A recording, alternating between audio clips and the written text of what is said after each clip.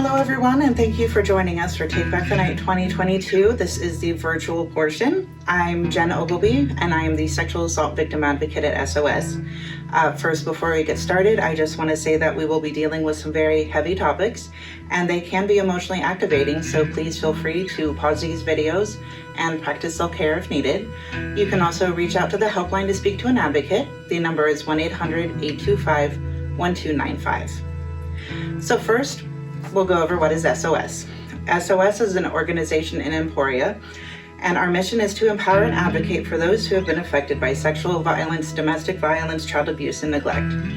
SOS serves Lyon, Chase, Morris, Osage, and Coffee counties, and has had a working relationship with ESU since 1986. I have been in my position as a sexual assault victim advocate for almost 2 years, and my why is I'm very passionate about what I do. I'm so glad I can hold that space for people. And my favorite is empowerment. I love watching my clients go from being unable to set boundaries to setting boundaries and not caring if it annoys others, but knowing that they get to set those boundaries. That's the best feeling. What do I do as a sexual assault advocate? It depends. I actually have clients with a wide variety of abuses: domestics, stalking, human trafficking, sexual assault. It is when we do outreach and education that my topics tend to stick towards sexual assault and other related issues like consent. I also work in collaboration with health providers in the community, and I also serve on the Community Correction Review Team Sexual Assault Response Team. To answer the question, what does an advocate do? It's trickier than you'd think, and that's because our job responsibility changes from client to client based on their own personal needs and circumstances.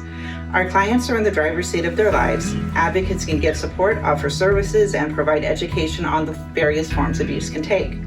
Mental and emotional abuse are technically not against the law, but they can be just as damaging, if not more, than physical violence. For some clients, I'm their biggest cheerleader, and empowerment is my main focus. For others, we have filed a protection order and are working together on creating a safety plan. And we will also walk through that court process together. Other clients might need help finding housing and a job that fits their skill set best. And others may reach out seeking emergency shelter due to violence. I tell my clients that my role in their life is whatever they tell me my role is. When somebody reports to Newman Emergency Room for a SANE, a sexual assault nurse examination, Newman Regional will call the helpline and an advocate will go to the emergency room. The people don't have to let an advocate in, that's their choice, but I'm glad when somebody does, because an advocate can provide much needed emotional support in addition to going over what the next steps will be in the legal process. We can go over what a protection order is, discuss if that's an option the survivor would like to pursue. We can attend appointments with prosecution, law enforcement, medical appointments, and we can even make referrals to therapists. In this series, we will be hearing from forensic nurses at Newman Regional, members of law enforcement, the victim witness coordinator in Lyon County, and a few of our advocates. We will be covering what the reporting process looks like regarding sexual assault. What is sex trafficking? How does it present itself on campus? And our Latino outreach coordinator will also join us to explain cultural and systemic barriers that the Hispanic community faces regarding sexual assault. There are many fine details regarding reporting that I did not learn until I started working at SOS, so it is my hope to remove the element of the unknown and more people will feel comfortable reporting their assault. So I am beyond grateful to the forensic nurses, to Carrie and Officer Jaffer Aga for sharing their time and expertise. If you or someone you know is dealing with abuse, please encourage them to reach out to the helpline at 1-800-825-1295, and there's always an advocate available. I have to give out several huge thank yous to my fellow advocates, supervisors, my executive director Connie for their unending support, to Carrie, our social media and visual art goddess, who has once again knocked Take Back the Night out of the park. A big thank you to Clara Korn and the Student Art Therapy Organization for making my art therapy component of the March a reality and not just a dream. And we are so glad that we were once again joined by Thrive's Lindsay Bays and Nikki Stump. Without their help and support, Take Back the Night would have been impossible. The support I have received from Shelley Rowley and the Criminal Justice Department has meant so much to us. Please join us on Thursday the 14th for the in-person march. We will meet in Union Square and begin with the march, followed by stories of perseverance from sexual assault survivors, and we will wrap the night up with art therapy from SATO. And then last but not least, thank you, Sandy, for once again working your magic to make the virtual portion of Take Back the Night look like not just another Zoom meeting. Speaking of technology, I would just like to say that I hope as you watch these videos, you will be kind and keep in mind that I'm not a videographer, I'm an advocate. I am much better with feelings and safety than technology. And without further ado, I bring you Take Back the Night 2022. I am here today at Newman Regional with Diana Moore, who is a SANE nurse, and with Kimmy Kruger, also a SANE nurse. We are going to go over what to expect if you are assaulted and you do decide to come in to the emergency room for a sexual assault nurse examination. So first, what is forensic nursing? So with forensic nursing, it's investigative nursing. We're going to be caring for patients generally who are victims of a crime. Yeah, absolutely. What else? That's totally fine. It's investigative nursing. You're collecting evidence. So we get a history on the patient. We do a head-to-toe assessment. We're checking their overall health, collecting evidence, and walking the patient through our piece of what it would look like if they were sexually assaulted. And they would call SOS, and then an advocate would come in. It would either be myself or whoever else was on call. And we are the human version of an emotional support animal, so we are just there to be for you in a very, very traumatic moment. Also to walk you through the next steps as far as police interview, going to the prosecutor's office. Are you going to want to file a protection from sexual harassment? So that is something that we can go through. Why did you become a forensic nurse? Well, I have personal history when it comes to this type of work, and it's always been kind of a passion of mine. I'm very passionate about women's health, about children's health. I love being a nurse, and when this opportunity came up, I snatched it as soon as I could. Yep. I love that. Mine is kind of the similar personal history, and then I'm very invested in women's health and have grown invested more into the pediatric side as I've worked in this area. Absolutely. So are you a pediatric SANE too, or do we have one in Emporia now? All 4 SANEs that are here in Emporia that work at this hospital are also trained as pediatric SANE. And when you say pediatric, I'm thinking very, very, very small, but that probably goes up till somewhere in the teens? Usually it kind of depends. Usually it's up to 13. Okay. But we also have to think about puberty. Right. So are they prepubescent or are they postpubescent? So that changes things a lot. Makes sense. And then, everybody does puberty at different rates. It is what it is. Yeah. So how do you become a forensic nurse? Do you have to be at a certain level of nursing? Can you be a CNA or an LPN and become a forensic nurse, or what are the requirements? Unfortunately, you have to be a registered nurse. It has to be that. Whether that's an associate's degree or a BSN, it doesn't really matter, but you have to be a registered nurse before you do that. Okay. And how do you become one? When I became a sexual assault advocate, I took the 40-hour SANE course through the Kansas Coalition of Sexual and Domestic Violence. I didn't do the clinical portion. Did you have to do the clinical portion also? So yes, and we take a 40-hour adult adolescent and then a 40-hour pediatric class. That is a lot of training then. It is. So when a defense attorney is trying to pick your technique apart and maybe insinuate that you don't know what you're doing, you can very confidently say, no, sorry, I've got well over 80 hours of education. Absolutely. Yes, love that. So walk us through the process. I have just come into the emergency room and I said, I have been sexually assaulted. I would like to have an exam done. So I would say that some of our techniques will vary. My personal way to go about it is I come in, I don't bring the cabinet with all of our stuff in it. I just want to introduce myself and tell them who I am and what to expect. After that, I'll excuse myself, I'll go get the kit, the whole cabinet that we use with all of our equipment, and then I'll bring it in. And usually we start off with just an interview. And we ask them to kind of try to recount as much as they can, so that helps guide us to exactly what type of exam, because not everybody has the same experience. And so their exam will be different than another person's. Right. Okay. So I see we've got the swabs, we've got the bags, we've got the camera. This looks like a lot. Yes. Where do we start? So after the interview, I'm going to tell them what my kind of plan is to start the exam. And I want to make sure that they consent to everything that I am planning on doing. So I have a paper they sign, and I just give them a friendly reminder of, you can revoke that consent and tell me you do not want to do this part at any time, even if you have said yes at the beginning. Then we're going to start with pictures. Get a picture of your wristband, of you just dressed in a gown, and if you have any injuries, we're going to take pictures of those. And kind of move along that way. And I was gonna just say that, and it is, of course, we do look over from head to toe.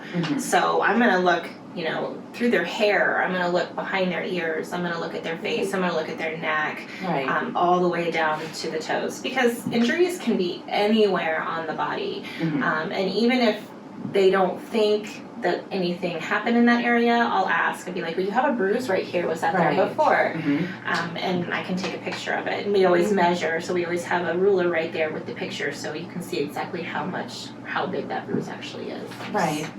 And you may not recall being injured in a spot, but then as I'm doing my exam, I see it. So that does help us.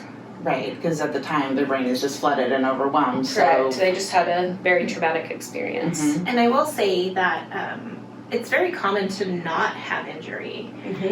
People think that you're raped. Well, that means that you should have injury here, and you should have injury there.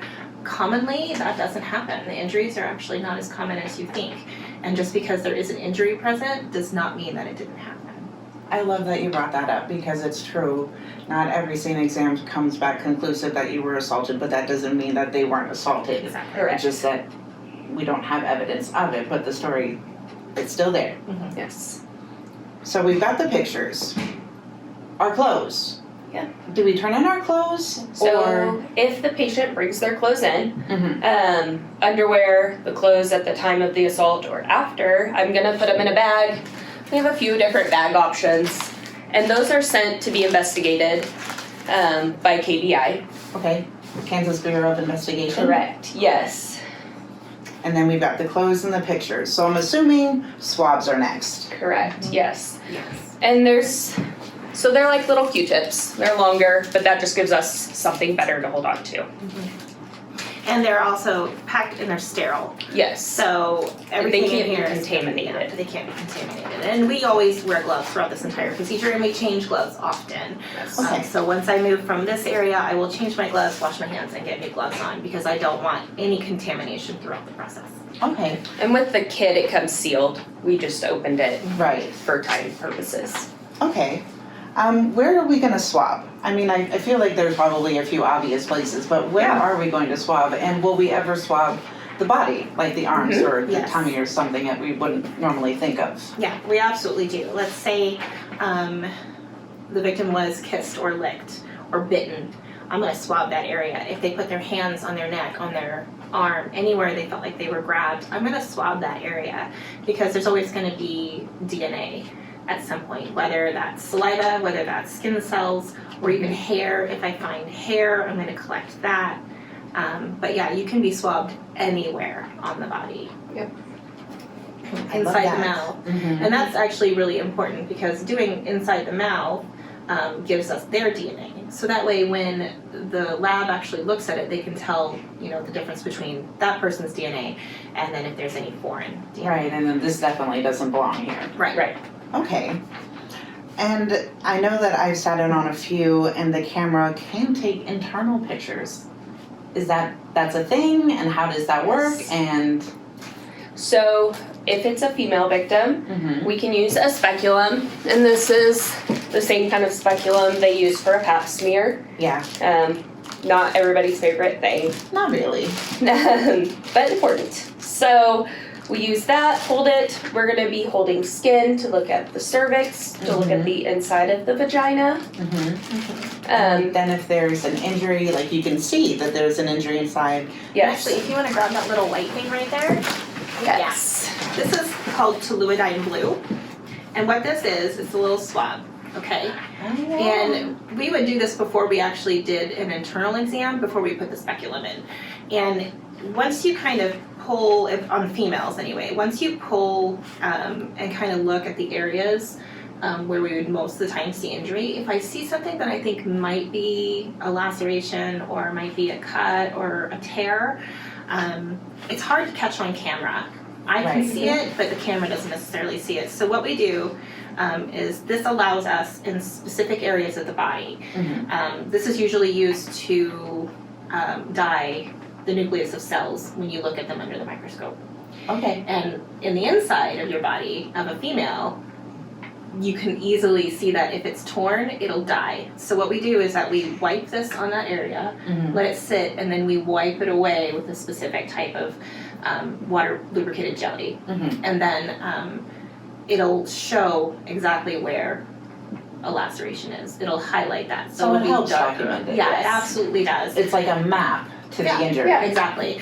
So this is a really, really handy tool. Yes. And when I took the 40-hour course, the first thing that came in my mind was, does it sting? I am told it does not. It does not. It's not at all. And it will only stain that area. It won't stain other places either. Correct. So You brought up something that I'm really glad you did, because you brought up, if it's a female and there's a vagina present and we are doing the exam, if the person coming in has a penis, whether they're biologically assigned male, how would you do a stain?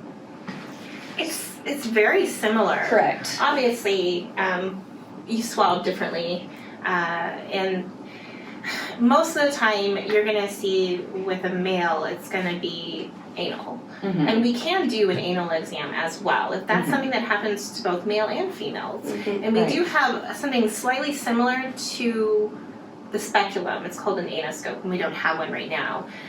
But basically, it's just kind of a small instrument, and it goes in, and it's clear, so we can actually see the inside wall where we might see more injury. But you can also use the toluidine blue around the anus as well. Okay.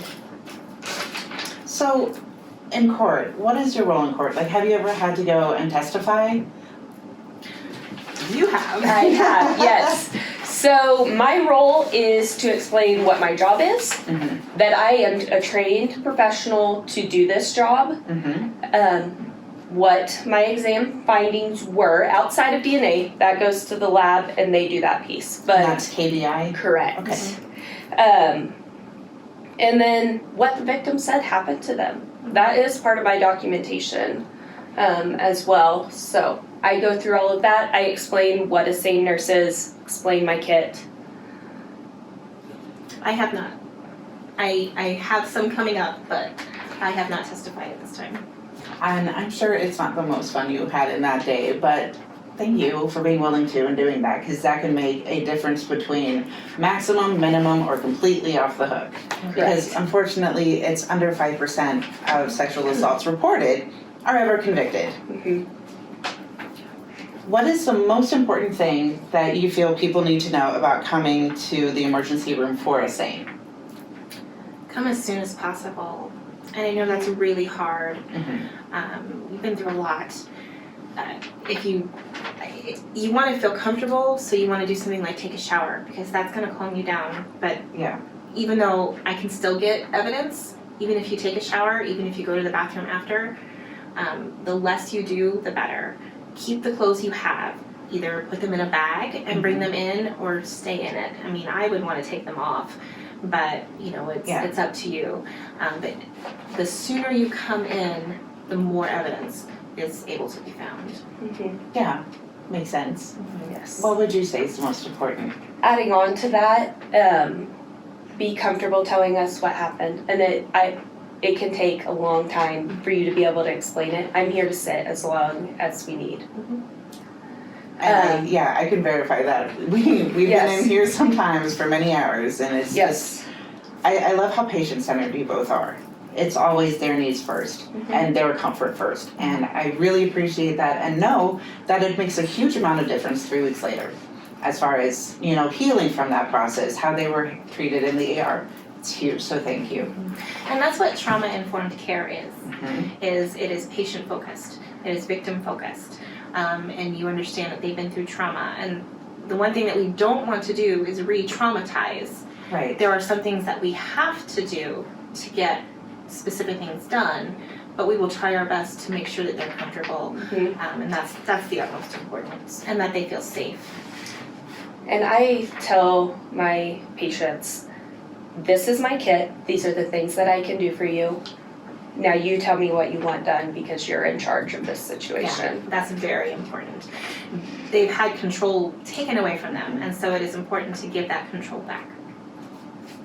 Thank you. I love that. Just as many times as we can give a choice as possible. At the end of the exam, I'm assuming because they didn't bother to get permission, they probably didn't bother to use protection. Are antibiotics offered, or how would we go through that? We can do prophylaxis or preventative care, and that can kind of encompass a lot of different STIs.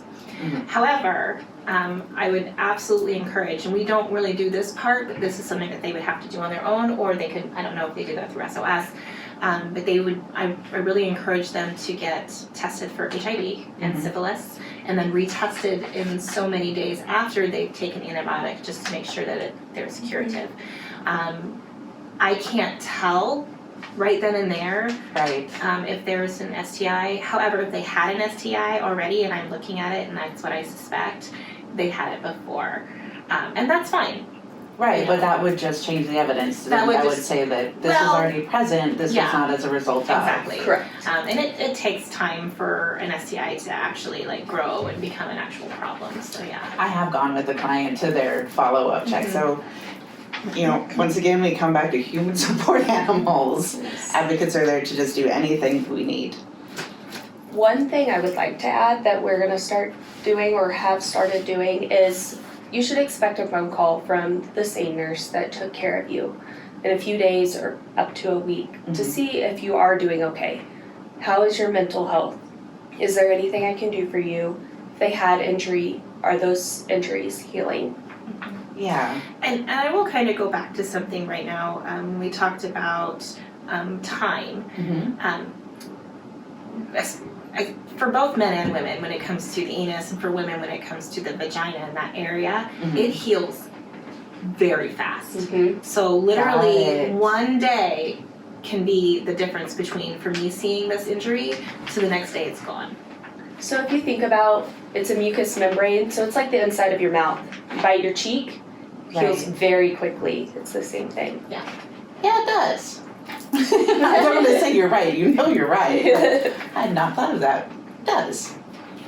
Does Kansas currently have enough stains, or do we need more? Can we use more, especially in the rural areas? oh, absolutely more. Yes. And technically Emporia is rural, so I'm imagining like Morris County, they have a hospital, lovely facility, I've been there, but my sister-in-law had a baby there. But they don't have a stain. So if anybody was interested, what would be their first step? And they were an RN. I would definitely contact their supervisor and ask about sending them to training.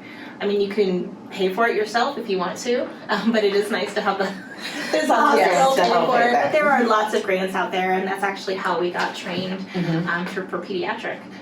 So it's absolutely possible, and it's not as long as you think it is. 40 hours, that's 5 days. It's a work week. Yeah, it's a work week. Right. And we're very fortunate here that they paid us to go out there because we went all the way to Dodge City. Oh my goodness, and did it there. But it was really nice. It was nice to be able to immerse yourself into that and kind of really learn. And you get to learn from such wonderful instructors, people who've been doing this for a really long time. So it's really good. But yeah, you would absolutely just contact your supervisor, talk to them, or talk to somebody in upper management that can kind of get you to that, because you definitely have to have permission. Perfect. And with training to practice as a SANE, you have to have policies in place at the hospital. Yeah. So there is a little more work into I would it think if that's you're probably starting your from first thing. scratch. One of the things that I would definitely suggest would be to look into the International Association of Forensic Nurses. Okay. It's an advocacy group, but they have tons of training online that are available to members. Some of it's you have to pay for, but you get a discount. And you can access that stuff even if you're a non-member. You just have to pay a little bit more. But they have a whole section on policy, on different ways that you can start. Like they have a kit, a literal kit on how to start a SANE program. And Very cool. And how to sustain it as well. Thank you so much for sharing that, because what you do makes an enormous difference, and it would be amazing to see more nurses in Kansas doing the same. It makes a difference on a physical level, an emotional level, and that feeling of knowing that you've been heard and that, you know, you've got a friend in your corner when you go to court, because reporting's terrifying. People generally blame you for being raped. So it's nice to have any and everyone we possibly can in our corner saying, no, they did not do this to themselves. No. Well, thank you so much for joining me this morning and doing this interview and taking the time to show us what all of this is and how it works and what its purpose is. Thank you. Thank you. Thank you. I am joined today with Jaffer Aga of Emporia Police Department. Thank you so much for coming. It's my pleasure. So Jaffer will be going over the role of law enforcement as far as sexual assault goes and reporting sexual assault. So how long have you worked in law enforcement? I've been here a little bit over 10 years. That's a long time, wow. So why? What is your why? Why do you put on the uniform and come in 4 to 5 days a week? I think you won't find it to be a uniquely profound reason, but we are, for the most part, if you poll law enforcement, we're motivated by a profound desire to help people. I myself had originally gone to Emporia State University for an education degree. I was going to be an art teacher. Somewhere in there, I kind of just switched gears. I had some, I would say, negative experiences with law enforcement growing up in a Muslim family in Kansas City during the first Gulf War, and then in a small town in Kansas during 9/11. And I thought I could do this job, and I could be someone who I would want to be represented by, or who I would want to come to my house. And you have 100% pulled that off. And in fact, I have my own reasons why I was very distrustful of law enforcement for a very long time. But you have turned that around, so way to go. Thank you. How many sexual assault calls have you been on? I don't know if I could put my finger on the exact number without going back and looking at my cases. It's okay. There's been quite a few. It was the first call that I went to as a solo patrol officer. It's the day after I finished my training with another officer and started on my own. 15 minutes into my shift, I responded to the hospital here in Emporia for a rape call. So trial by fire. Pretty much. Got it. So walk me through the process. When you come to Newman Regional, what does that look like? Do you just go barging in? Are we going to see you for an hour and a half and doing a very intensive interview? Like, what does that look like? It's highly dependent on the actual nature of the call. Typically when I get there, I meet with whatever medical professional has first spoke to the victim, and I get a brief rundown of what they've told them, what they've disclosed, as far as everyone was comfortable sharing, so that I have a little bit of guidelines for which to start gauging my questions.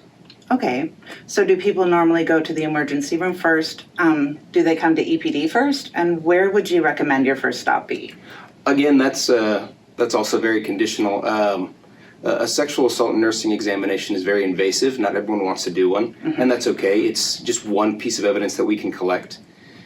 But if you're planning on doing one, then you can go ahead and just have me meet you at the hospital. That's okay. I've had people come into the station to make reports, and I've gone to homes. Really? So whatever. We will respond wherever we're called to. Perfect. So you don't just go barging in the room, I imagine. Will you need to be there for the whole exam? As you said, it is invasive. So is there an extra audience? Or? So I will not be there for an examination, regardless of if the person making the report wants me there or not. We are required by our policy to have our body cameras running when we're interacting with people. Yeah. I will not film an invasive examination that involves nudity of the victim. Appreciated.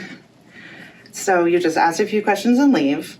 But it seems like there would be a lot more information that you need time to get a full picture. So is that where the police interview comes in? Yes, I have conducted pretty thorough interviews prior to the SANE in the hospital rooms, and then I've also done very cursory beginning things and let them move on with their medical needs and then come back to them at a later time. So what information are you looking for when you take the initial report? One of the first things we do in any kind of case is establish that we have jurisdiction to hear it.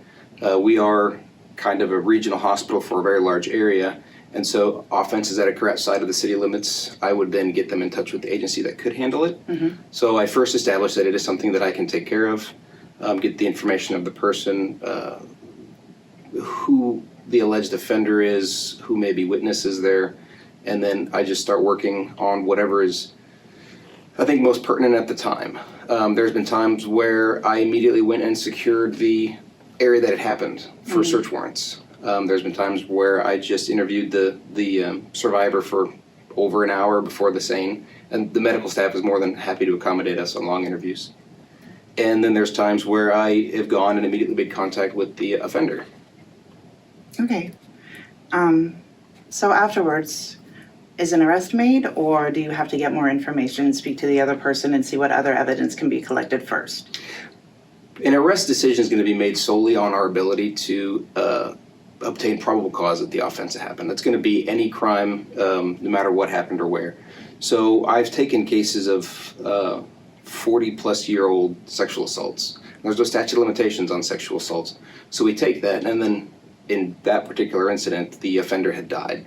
And so there was no follow-up investigation with that other than just a mere report. I mean, we're still going to report what happened and the date and time and the offense and the suspect. And it gets filed with the state, but with a deceased offender, there's nothing else one can do.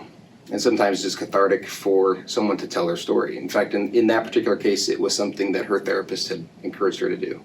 That's just what I was going to say. Sometimes validation is everything. But regardless, I can take the report, and then it's my job to build probable cause that the offense occurred and make the arrest or not. If I'm ever unable to establish that, I can't lawfully make an arrest on a case. I can send it to the county attorney's office for a charging decision if I feel like I have it and I just need that validation from them.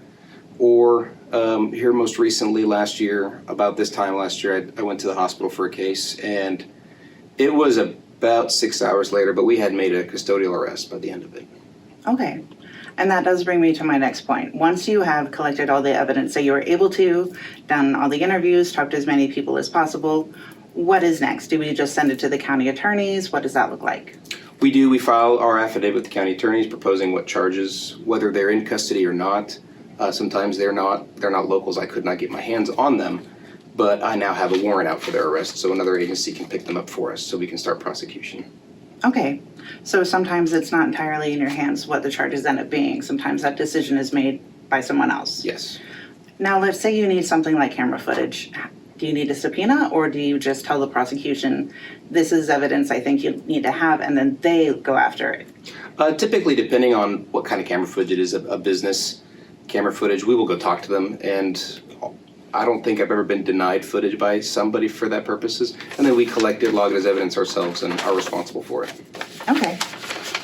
So the kit, the examination kit, when KBI kit has been processed, does that go to you? Does it go to county attorney? That goes to KBI and then they send it to you? Or they send it to the county attorney? Or what does that look like? We receive the completed kit because we're responsible for the storage of the evidence. It comes back to us. Our evidence technician logs it back into the evidence that I originally put it in. It's then when we come to trial, I'm responsible for getting it out of evidence, taking it over. We leave it with the county attorney for the duration of the trial, and eventually it's returned to us for storage as well. For whatever case there might be an appeal or a revisit to that case later, we're responsible for keeping that evidence. And then if I remember my own training right, I took the 40-hour SANE course, just not the clinical part, the class portion. KBI keeps it for up to 5 years. Yes. And then after that, it has to be disposed of because the DNA starts breaking down. Yes? Yeah, the KBI would keep it for that duration of time if we're never able to move forward with it. We might have a case where a victim alleged that she was sexually assaulted by an unknown person, and we've done the evidence kit and we've collected it, but we have no one with which to compare the sample to, and the KBI does require that we have that known sample of the suspect to move forward. They'll process them, but I don't think they're quite done with them until we can have more ready for prosecution. And what if the person we need the DNA from is being less than cooperative? We always ask if they would submit a sample unless we already have enough information to go get a search warrant for a sample of their DNA, which is the most recent time that I collected it.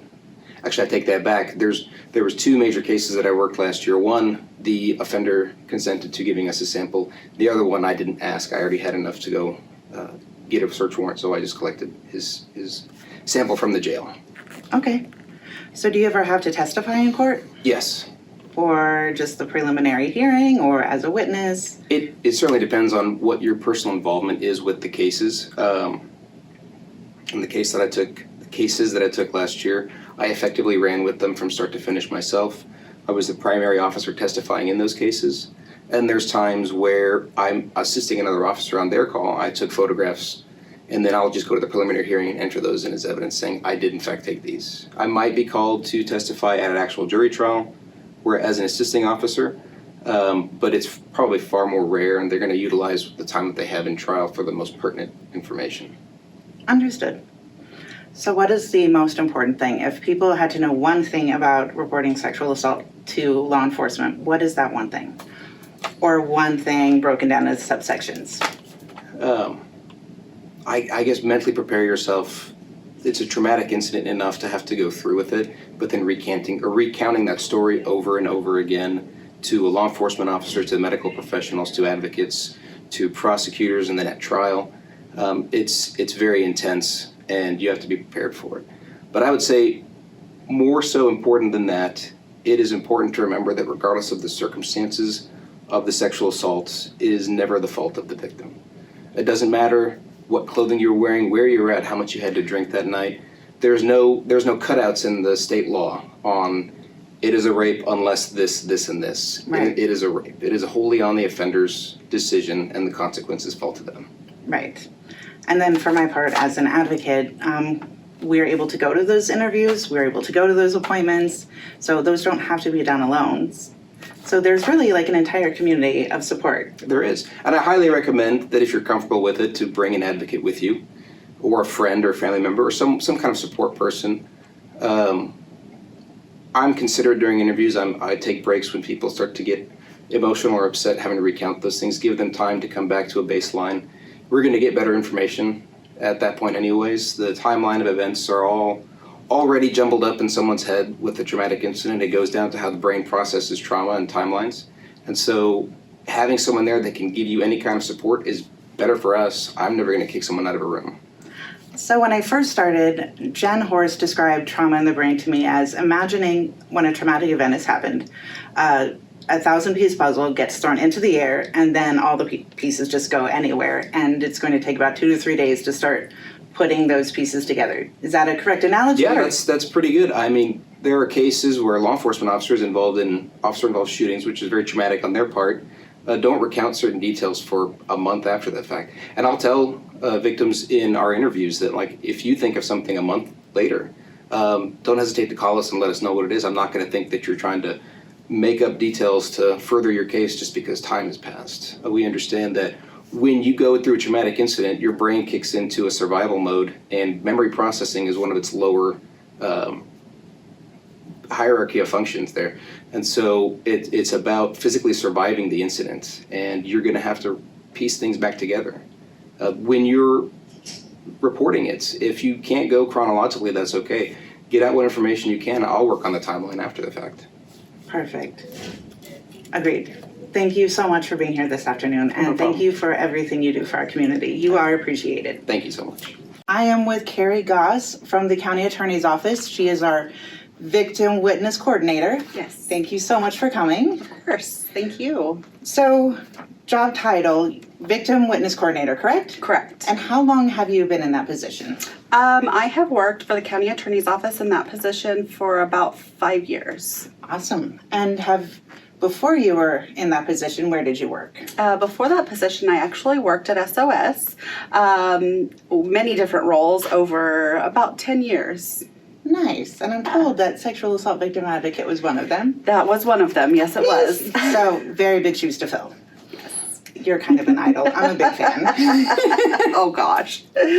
So, what is your why? Why are you in this field? Why are you in human services? Why do you do what you do? What gets you to the courthouse 5 days a week? It was actually kind of an accident that I started in this field. In college, I had to pick an internship, and I just kind of randomly chose SOS. But I fell in love with the work that SOS does. Obviously, I stayed for several years. And I just wanted to be able to continue that. So in the position I'm in now, I still get to do that, just with more of a variety of things. So, I'm a helper at heart, and I just want to help people and make them feel better. So, And you do a great job. thank you. Anytime we have a client and they're in your office, they know they're in good hands. They know that somebody cares for them, and that is huge. And that's all I want. You're pulling it off. Excellent. So one part of your job is dealing in crime victims compensation. Right. And I had never heard of it until I started here. What is crime victims compensation? Yeah, Crime Victims Compensation is a fund through the state of Kansas that can help victims of crime with monetary expenses that they have incurred due to being a victim of that crime. So they can pay for a lot of different things. Some examples are medical expenses, so medical bills.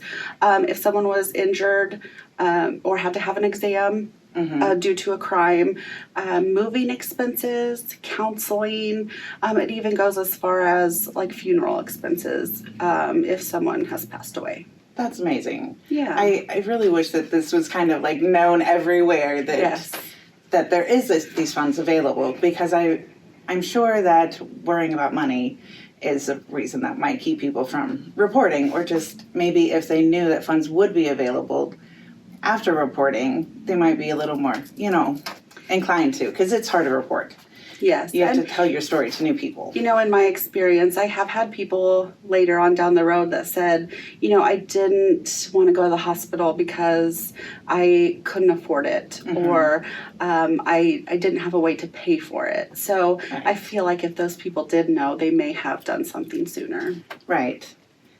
So regarding sexual assault, what will crime victims compensation cover? It's on a case-by-case basis. They look at those cases and, determine what they're going to cover. But typically for sexual assaults, they will cover, I should start. Our office, the county attorney's office, covers the forensic exam fee.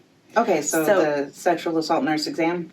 Yes. So that forensic exam is a certain amount, and our office covers all of those.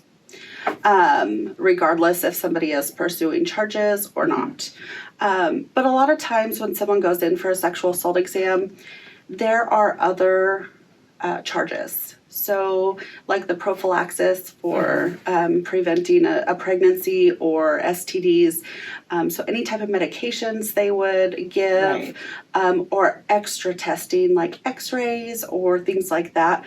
Our office doesn't cover those. So that's where crime victims would step in, and they can cover that billing. Excellent. I love that, because sometimes you need to do a talk screen, and then they get the bill and they're like, oh my gosh, had I known, I would have never. And then I love being able to say, don't worry, we will call Carrie.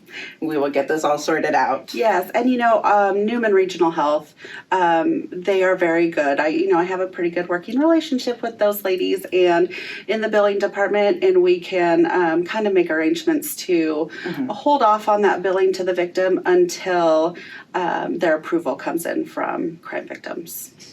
In addition to the hospital bill, can it cover things like, let's say your mattress is taken in for evidence, and can crime victims cover that? what are some other things beyond billing that crime victims could cover? Sure. So also for sexual assault, crime victims can cover the mattress. So a lot of times in a sexual assault, if there's evidence on a mattress, they will take the whole thing or they will cut portions out of it, which leaves it useless for somebody to sleep on.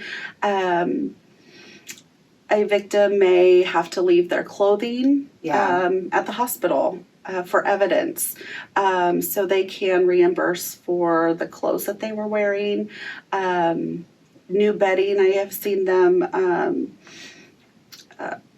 pay out for new bedding. So those are some things. Typically in other types of crimes, they do not cover property or property damage, but for sexual assaults they do. And bedding is weirdly expensive anyway. It is. And you know, I have had victims in the past. I recall a young teenage girl, and she was wearing her favorite jeans. Oh no. That her mom just bought her, and she had to have them sent off for testing. And she was just devastated because they were her favorite. So those are things that, you know, they That's can reimburse understandable. for. You just were assaulted and you lose your favorite pair of jeans. Like, that's a double whammy. I know. So if somebody does choose to work with a prosecution, what is your role? You know, they've now had the exam, they've received the blue form to apply for crime victims compensation. If an advocate was called and we came in, we've undoubtedly given them your card and said call Carrie and then call me and we can do that whole appointment. What is your role after that? Basically, my role is to be a support for victims throughout the entire court process. So from the beginning to the end and even beyond. Sometimes they can't get rid of me that easily. You know, the court process can be long and scary and unknown for people who aren't involved in it. So I am there to provide resources. If there are some resources that I think can benefit them, I can sort of refer those and just be there to support them. Yeah. And you've always done a great job saying this step is complete, so this is what the next one's going to look like. And I love that you never miss a court date. I try not to. You're always there. So do you think if more people knew that crime victims compensation existed, do you think they might report more? Yeah, like I said previously, I do think that if more people knew about it, they may have gone into the hospital sooner. Or, you know, if they knew that was an option and that they wouldn't have to pay out of pocket for those medical expenses, then I think that would be an easier decision. It's a hard decision anyway to decide to go and have an exam for a victim. That is a lot, and it takes a lot of courage to go in and do that.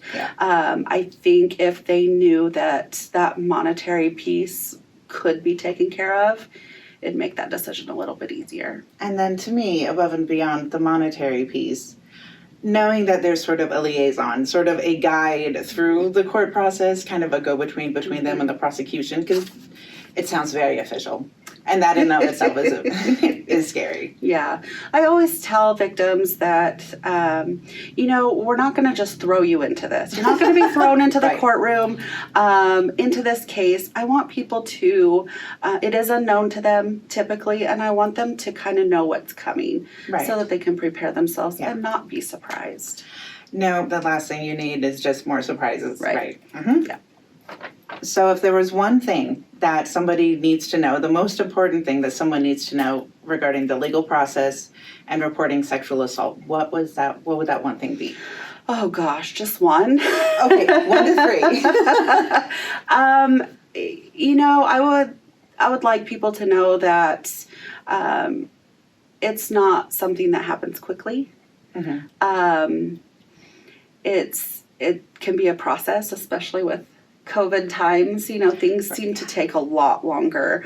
And, you know, to have patience and to lean on your resources. I mean, we're there to help through the process. I think when people go into it not knowing, it's very scary. So just use your resources. They're out there and they can definitely help.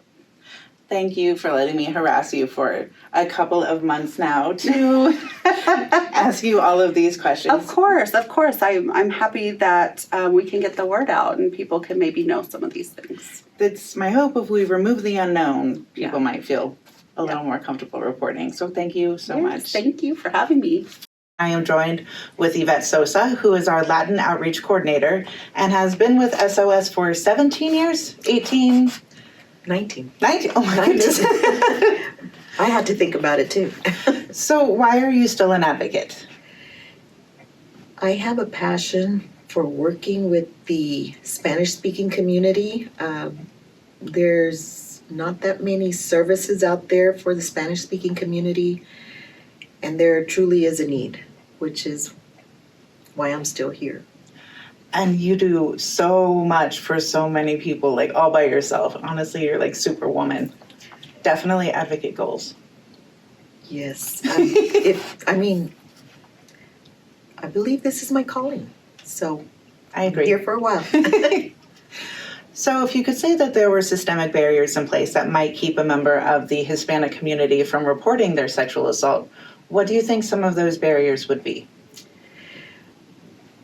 Language barrier, lack of understanding, and status in the country. Right. So maybe you think about going and having a sexual assault exam done, but then you don't know if you'll be understood. But there are bilingual staff at Newman. At Newman, Mm-hmm. I'm not sure about the bilingual staff at Newman. Mm-hmm. We've always been called out when there's a Spanish crisis, Mm-hmm. and we will go out and meet with the individual. So somebody might stay home and not report because they're afraid that they won't be understood. Yes, Or- unfortunately, yes, that they may not be understood, that because of their status in the country, they're going to be deported. Right, but they won't be. No, they will not be. Everyone as victims has rights. You do not deserve to be abused in any way. Exactly. Mm-hmm. And having worked with Carrie Goss, she gives just as much time, energy, and attention to people who are documented or undocumented. It doesn't matter. She makes sure everyone is heard and seen. Yes, and this is the way it should be, and it is. You do not have to fear the system. If a crime has been committed, you have rights, and you can, you will have support along the way. So what are barriers that somebody in the Hispanic community may face on a cultural level? On a cultural level, there's an issue. The subject of sexual abuse is still so taboo that you really don't talk about it. We recommend that you start as children and talk to the children about their body, their personal space. No one should be touching them inappropriately, and for them to feel comfortable in going to the parents and talking about it. Mm-hmm. But it lacks, and it's when it happens, if you do have this conversation, it should be ongoing, not just a Right. one-time conversation. But I think that still it's very taboo, and day in, day out, it gets away from us until you're hit with the situation within the family. So would you say that shame plays a factor as well, and maybe fear of not being believed or somehow it was your fault? Yes, definitely. Shame, so you keep quiet. The common threats of don't tell anybody, or this, that, or the other is going to happen, which along with that could be your family is undocumented and you will all be deported if you say anything. I couldn't imagine having to deal with all of the factors of the power and control wheel and then having over my head somebody saying you will be deported if you stand up for yourself. Yes. It even goes as far as, I know family in your country of origin, and if you say anything, I will make sure that your family that's still over there will be taken care of. So yeah, no, obviously you wouldn't report then because you don't want to be deported. You don't want your family to be hurt. There's just a lot of reasons not to. Correct. So speaking of undocumented, does that mean if somebody is undocumented, are they ineligible for a protection order or to reach out to law enforcement to receive help? No. Your immigration status should not affect you in any way. If you have been violated, you are eligible for a protection order. You have rights. The only thing that the individual has to do is cooperate with law enforcement. You Right. have a right to the protection order. You have a right to report. Law enforcement will work with you. You just have to follow the steps. And at the end, once you're cooperating fully, you are eligible for a U visa as a victim of crime. So what is a U visa? A U visa is a immigration option to protect you if you have been a victim in this country. And domestic violence and sexual assault are both qualifying crimes. So there is help Yes, there is help within the system. within the system. Yes, they just have to. This again is one of the reasons why I have been here as long as I have, because they have to understand in their own language Yeah. their rights to feel secure and know that they are not alone and that they do have rights. Well, and also felt on a soul and emotional level heard because you are a member of their community. Like if they come in and see me, they know I care and they know I will do everything I can, but there will be just that little bit of disconnect that we'll never be able to reach each other on because of culture. Yes. Unfortunately, yes. Although it doesn't have to be that way because you build rapport. It just takes a little bit longer for Yeah. the trust to be there. And that's okay. I understand. And I would also like to mention that we have 2 bilingual advocates at the moment. Maribel Osorio has been with us since August. She's currently in another training right now. Otherwise, she was going to join. But there are 2 bilingual advocates at SOS. I do want to throw in that having been here as long as I have, word of mouth has been huge. Not necessarily, they know our services are here, but when they hear from someone else that has received services, they are more apt to come and seek out the help. Excellent. And you've been grinding away little by little to get the word out. Little, yes, yes. And thank everyone in the community for the support. Yeah. We couldn't do it without No. community support. Agreed. So if there was one thing that you would tell the Hispanic community regarding reporting sexual assault, what is that most important thing? The most important thing is to reemphasize how they are victims of a crime and that there are laws in place to protect them, and to also let them know that we are here to walk with them every step of the way so they don't have to be alone and face another network without the advocate being by their side. It's just an extra layer of security for them. So, Yeah. We can help navigate the feelings and the system Yes. and just whatever is asked, right? yes, it's huge. If you think about a time when you have had a scary issue come up in your personal life, it's hard to reach out for help. It is, because then you have to admit something's not perfect. And that can be Yes. really hard for some. Yes, and who do you trust? Right. Who is going to try to use that against you down the road? Yeah, absolutely. So we're here for folks. Thank you so much for No sharing problem. your experience with us. Sorry that it's taken so long to be able to meet with you, even if we're in the same building. Oh, no worries. So Yvette is just amazing. 12 hours a day if needed, but everyone feels just as loved as the next person. Doesn't matter if we're late in the day, you still have that energy to give to people. Yes, I do, and You go above and beyond. I think that I will continue to do this after I'm long gone. But you have a lot of wisdom. People have rights. Mhm. People have rights, so Excellent. You have rights, so reach out. You have support. yes, definitely. Aquí estamos para ayudarlos. Thank you so much. De nada. I am here with Sherry Crisp. She is our criminal justice advocate. Before she was our criminal justice advocate, she was our underserved community advocate, and it was in that position that Sherry became the most passionate in our office about human trafficking. So why do you do what you do? Why do you come to SOS every day? What is your why? My why is because everyone deserves to have a voice and to be heard and to feel empowered as an individual. And they deserve to live, in a world without domestic violence, without sexual assault, without worrying about being trafficked, and be who they want to be in life. Love that.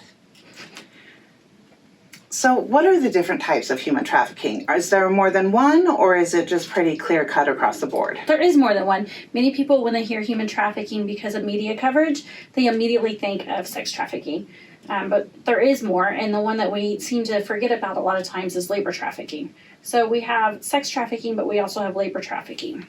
What is labor trafficking? Labor trafficking is when you are trafficked to work for someone who is not paying you what you should be paid in wages, or makes you work long hours, makes you work under force, fraud, or coercion. Sometimes they will keep your paperwork if you're an undocumented citizen and you don't have your paperwork or you need your paperwork, they'll keep your paperwork to force you to work in those unsafe conditions.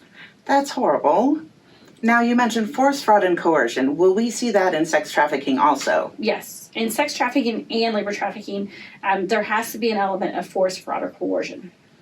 So if you were to say maybe what some of our dearly held beliefs around human trafficking are, do some of those need to be dispelled? Is there a reality to human trafficking that maybe due to the media we don't always recognize? Yes, so many times, especially in our social media world, when someone thinks of human trafficking, they immediately jump to someone in a white van following them on the street, or, oh my gosh, I was followed through Walmart, or oh my gosh, they approached me when I was sitting in the parking lot at Walmart.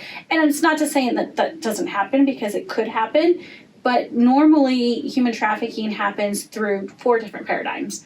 You have familial trafficking, you have survival trafficking, you have gang trafficking, and then you have the pimp trafficking. And that the pimp trafficking, is that a more specific type of human trafficking that one might see on a college campus if somebody were being sex trafficked who was a college student? Yes, unfortunately, it is, because, unfortunately, we know that the cost of college tuition is going up. And it's not going down by any means. It keeps increasing.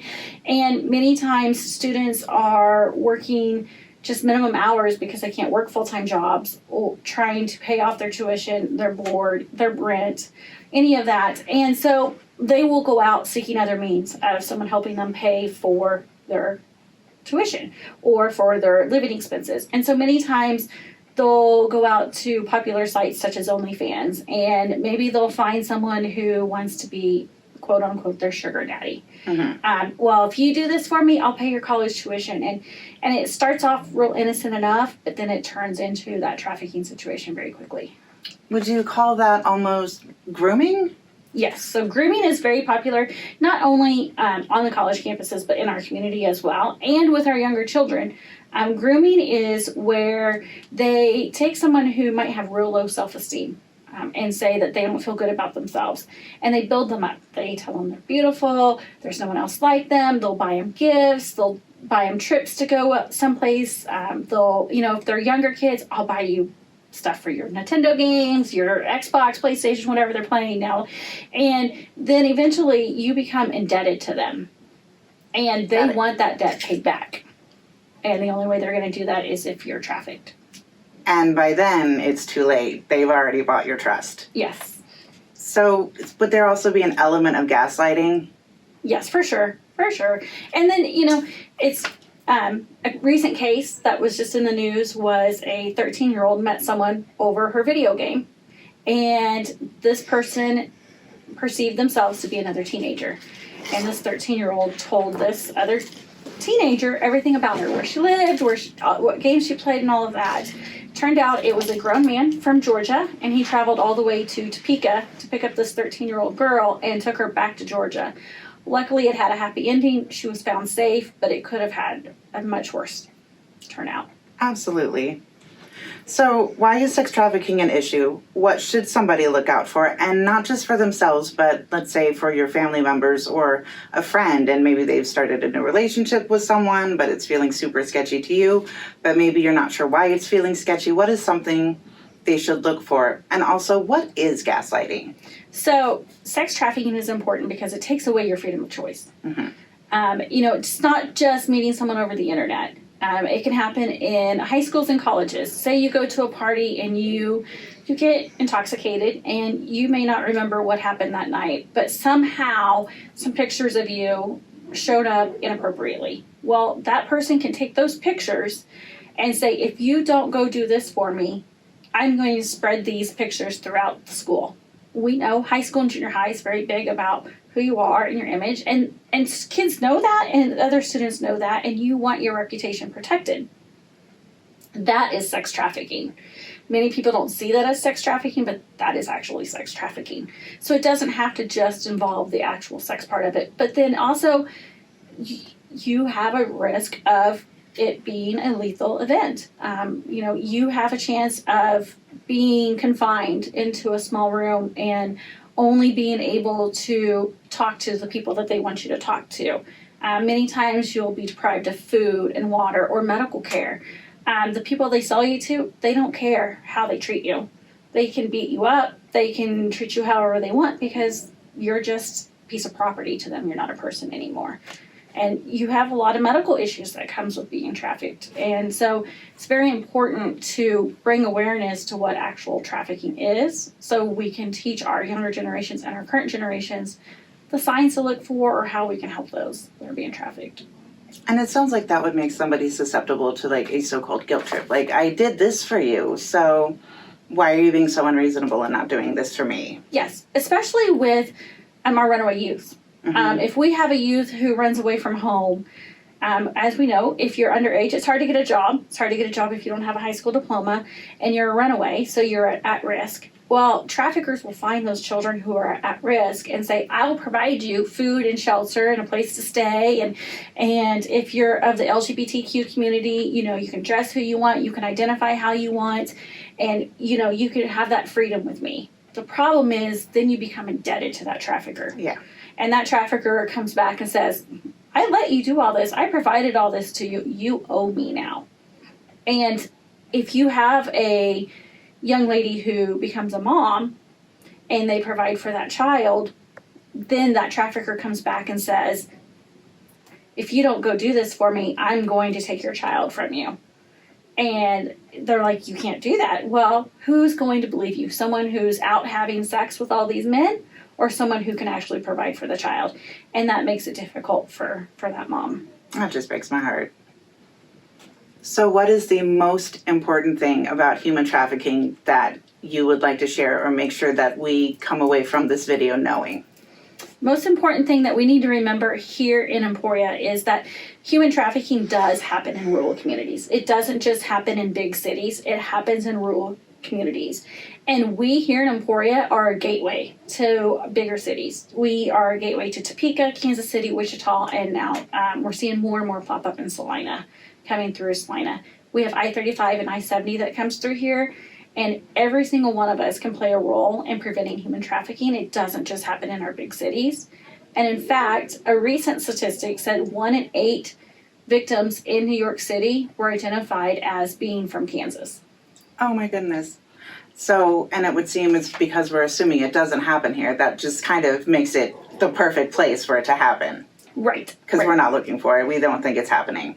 And if you suspect someone of being trafficked, don't be afraid to speak up or don't be afraid to try to separate them from that person. Because a lot of times they are not allowed to be left unattended. There's always someone accompanying them. There's always someone trying to tell them what to say or what to do. Take that second, separate them, assure them that they're in a safe place. A lot of times they'll have a fear of law enforcement because of what they've been through. Assure them that you're a safe person, that you're just there to get them help, and keep them there until you can get someone there to help them, either an SOS advocate or if they're comfortable calling law enforcement. Right. Thank you so much. And that is why Sherry has been here for so long and will hopefully be here for a much longer time. Just her wisdom on this subject is invaluable. If you suspect somebody in this area is being trafficked, you can reach out to the helpline, 1-800-825-1295, and then they can be hooked up with an advocate here. Out of town, you can always Google local shelters, local DV shelter, local trafficking shelter, and find other resources there.